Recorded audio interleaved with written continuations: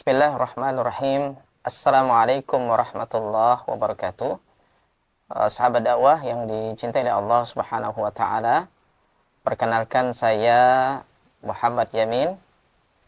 Saya dilahirkan di sebuah pedalaman di desa Nangatempunak, tetapi dari tempat sekarang itu kurang lebih 13 jam perjalanan melalui jalur sungai.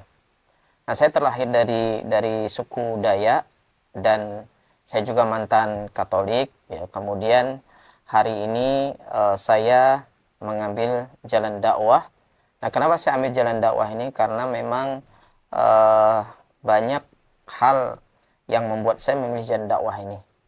Kemudian yang paling penting adalah sebelum saya mengambil jalan dakwah ini, saya menempuh pendidikan yang berliku-liku.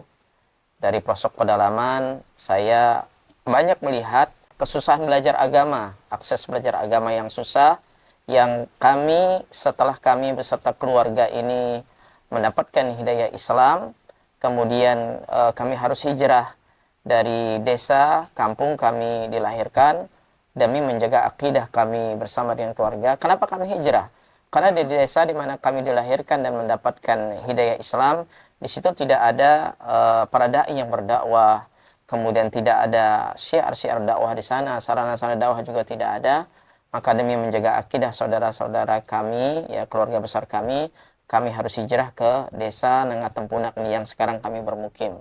Nah, kemudian di sini selama 3 tahun waktu itu saya sendiri tinggal bersama dengan orang tua, mengenyam pendidikan di sekolah umum. Ya, karena tidak ada pesantren di sini, tidak ada dai yang berdakwah, jarak dari masjid pun begitu jauh, dan bahkan kami bersama dengan keluarga tinggal bangun rumah itu di tengah hutan, ya, karena rumah tidak ada di pemukiman, tanah tidak ada, dan ini sangat miris ya mas sekalian, cintai Allah Subhanahu Wa Taala.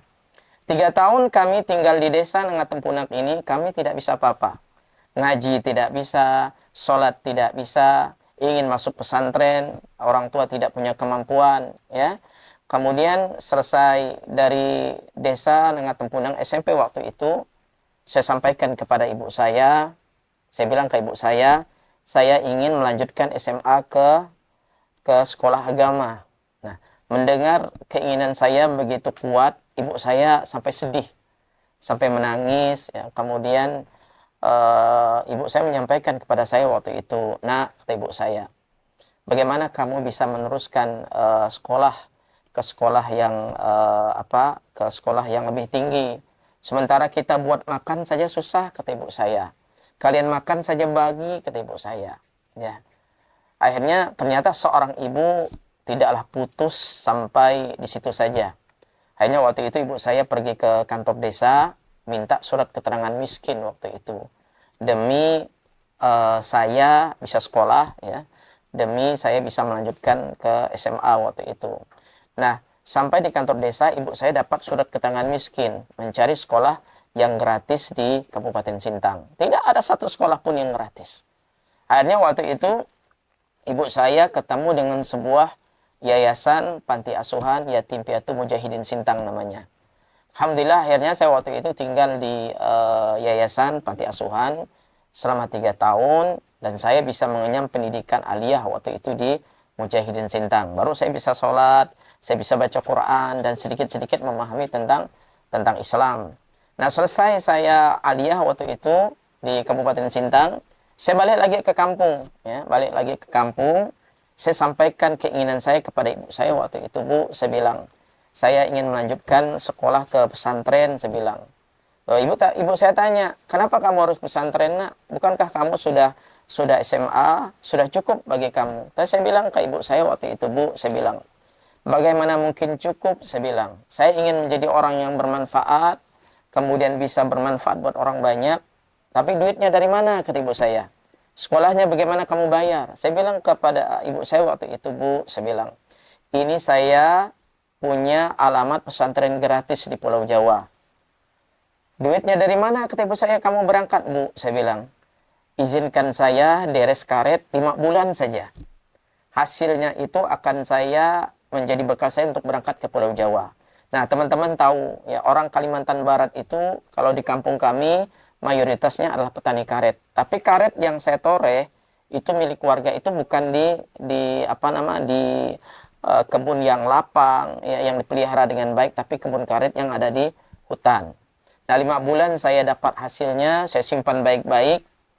Kemudian malamnya saya rayu ibu saya bilang ke ibu saya, Bu, saya bilang, izinkan saya, lepaskan saya dengan ikhlas. Saya ingin menuntut ilmu, meneruskan dakwah ini, bermanfaat buat orang banyak. Ibu saya waktu melepaskan saya, waktu saya belajar ke Pulau Jawa itu sangat sedih, menangis ya. Dan saya masih ingat ibu saya itu tulis sebuah surat waktu itu. Nah, kata ibu saya, kalau kamu sampai di pesantren nanti, kamu belajar yang benar, kata ibu saya. Kamu jangan kecewakan ibu. Ibu saya bilang begitu. Ibu saya tulis sebuah surat. Sampai sekarang surat ibu saya masih saya simpan baik-baik. Sebagai motivasi bagi saya bahwa seorang ibu itu telah membantu seorang anak, menghantarkan anaknya menjadi orang yang bermanfaat di jalan dakwah. Kemudian bisa membangun dakwah di pedalaman. Itu semua karena tangisan, karena doa seorang ibu. Nah, akhirnya saya tinggalkan kampung saya. Tinggalkan kampung, saya dari kampung ke Sintang, dari Sintang ke Pontianak. Dari Pontianak saya naik kapal laut berlabuh di Semarang waktu itu. Dari Semarang saya naik bis ke Yogyakarta. Dari terminal itu saya masuk ke sebuah pesantren namanya Taruna Al-Quran. Nah, disitulah saya mengenyam pendidikan 4 tahun ya di pesantren Taruna Al-Quran. Di situ saya belajar bagaimana berkhidmat ya, mandiin anak ustadz. Kemudian saya juga bantu-bantu di pesantren, saya nyangkul di pesantren ya. Kemudian di situ saya juga belajar menghafal Al-Quran, belajar bahasa Arab ya. Dan alhamdulillah selama 4 tahun saya belajar gratis ya. Nah, selesai 4 tahun, kemudian saya dapat beasiswa kuliah di Universitas Muhammadiyah Surakarta 4 tahun. Jadi total saya di Pulau Jawa itu ada 8 tahun, di pesantren 4 tahun, kuliah di Universitas Muhammadiyah Surakarta itu 4 tahun, baru saya pulang ke kampung ya. Nah, pulang ke kampung, saya langsung melanjutkan dakwah. Yang pertama kali menjadi target dakwah saya adalah keluarga besar saya. Kenapa mesti keluarga dulu? Karena percuma kita berilmu ya, tetapi tidak bermanfaat. Padahal keluarga harus lebih terdahulu kita dakwahkan daripada orang lain. Nah, setelah keluarga baru saya fokus di Kabupaten Sintang ya. Bersama dengan teman-teman kami bangun namanya Mu'alaf Center Kabupaten Sintang. Di pedalaman kami buat namanya Komite Dai Pedalaman. Itulah yang yang awal kami lakukan ketika turun dakwah di Kabupaten Sintang. Sahabat dakwah yang cintai Allah Subhanahu wa taala, ketika kami masuk ke pelosok-pelosok pedalaman, mengislamkan, membina saudara-saudara kami ya dari para mu'alaf ini yang tentunya tantangan begitu banyak ya. Kemudian lika-liku dakwahnya begitu banyak. Kami melihat begitu banyak PR-PR dakwah ya. Maka kami berpikir ya, dakwah ini harus berkelanjutan ya. Harus berkelanjutan, dan dakwah ini tidak boleh berhenti hanya sampai di saya saja. Kita sudah mengislamkan sekian banyak ya, bahkan 600 kakak para mu'alaf sudah kita islamkan, tapi apakah dakwah harus berhenti? Tidak. Kita melihat di pelosok-pelosok pedalaman itu banyak anak-anak yang terlantar mereka ya. Mereka bahkan saya di awal merintis pesantren ini, kami pernah menemukan ada satu keluarga mu'alaf ya. Jadi satu keluarga ini punya anak 6 orang, 4 orang usia sekolah, 4 orangnya usia sekolah. Dan yang miris ketika kami mendapatkan laporan, keempat anak ini setiap hari dari rumah menuju sekolah itu jalan kaki sampai 3 kilometer jaraknya. Setiap hari ini ya, lewat hutan ya. Nah, begitu keempat anak ini pulang sekolah, keempat orang anak ini tidak segera pulang ke rumahnya. Keempat orang anak ini saya mendapatkan laporan dari tim kita, setiap hari anak ini, 4 orang anak ini pergi ke hutan mencari rebung dan pakis setiap hari, gotong royong ke 4 orang anak ini. Ya, saya tanya ke tim kita ya, saya bilang, kemana bapaknya? Ustadz, bapaknya anak ini Ustadz, itu cacat Ustadz. Loh, ibunya kemana? Saya bilang, ibunya ini gila Ustadz, depresi Ustadz. Kemudian makannya dari mana? Makannya belas kasihan dari warga setempat. ada yang kasih beras 2 canting, 3 canting, begitu saja tiap hari. Dan begitu saya mendapatkan laporan dari tim kita, dari para ustadz, saya segera turun bersama dengan tim ke pedalaman. Nah, alangkah kagetnya kami waktu sampai di rumah. Saya kaget lihat. Masuk ke rumah, saya lihat atapnya bocor, ya. Kemudian dinding-dinding rumahnya juga berlubang. Bahkan anjing pun bisa masuk, ayam pun bisa masuk. Pergi saya ke dapur. Pura-pura waktu itu, mohon maaf, izin saya ke belakang mau buang air. Saya lihat di atas tungkunya itu ada periuk, nasi pun tidak ada di situ. Sedih nggak? Sedih saya. Sebagai seorang muslim, saya pernah merasakan hidup yang menderita bersama dengan kedua orang tua saya, 4 bersaudara. Buat makan susah, buat sekolah susah. Nah, hari ini Allah telah memberikan kepada saya, ya, kenikmatan, kecukupan dalam ilmu. Kemudian, kenapa saya tidak berpikir tidak membantu mereka? Saya tanya kepada bapak anak-anak ini, Pak, saya bilang, saya tahu keadaan bapak, saya melihat langsung keadaan bapak.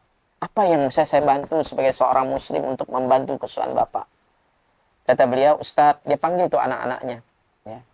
Ustadz, ini keempat anak saya, Ustadz, katanya. Saya sudah tidak mampu ngurus keempat anak saya ini. Saya serahkan keempat anak saya ini ke Ustadz, katanya. Uruslah anak saya ini dunia dan akhirat, Ustadz. Bagaimana anak saya ini bisa bermanfaat? Akhirnya saya tanya ke anak ini. Sekarang anak ini ada di sini. Ya, sekarang ada 2 orang anak di sini. Ya. Saya tanya ke anak-anak ini. Saya bilang, kamu mau belajar ikut sama Ustadz? Mau, Ustadz, katanya. Nah, kalau kamu mau, saya bilang mau belajar yang benar, kamu mau jadi anak Ustadz, ya, kamu siapkan pakaian kamu ikut sama Ustadz. Nah, saya bawa ya dari kampung yang jauh, ya, di pedalaman sana, saya bawa ke sini. Sampai di sini, saya tuh kaget. Begitu saya suruh buka anak-anak ini baju, ya, pakaiannya, saya lihat perut anak-anak ini besar perutnya. Kemudian badannya kurus, korengan seluruh tubuhnya. Nah, ini menandakan bahwa anak-anak ini kekurangan gizi, ya, kemudian tidak diurus dengan baik. Saya lihat rambutnya anak-anak ini panjang juga.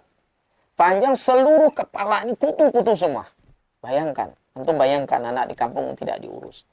Betapa sedihnya saya, tersayat hati saya melihat keadaan yang seperti ini, ya, anak tidak diurus, kemudian badannya itu rusak, seluruh badan anak-anak ini. Saya potong dengan tangan saya sendiri, rambut anak saya cukur, ya.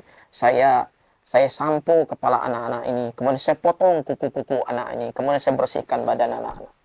Saya mohon kepada Allah SWT, kalau anak-anak ini bisa bermanfaat, ya.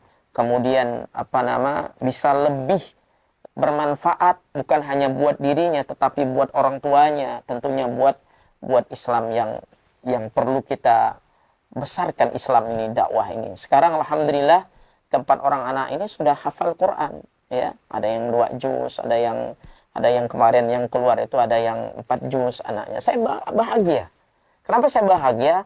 Karena saya sudah bermanfaat, membantu mereka, kemudian mensupport mereka dan menghantarkan mereka mengenal Islam. Karena kenapa? Karena memang buat apa sebenarnya kita hidup di muka bumi ini kalau kita tidak bermanfaat bagi orang banyak? Kita punya harta kita tidak menolong jalan dakwah, tidak membantu agama Allah SWT. Kita punya ilmu, ya, tapi kita tidak berdakwah di jalan Allah SWT. Tidak ada gunanya kita hidup di muka bumi ini. Seperti itu.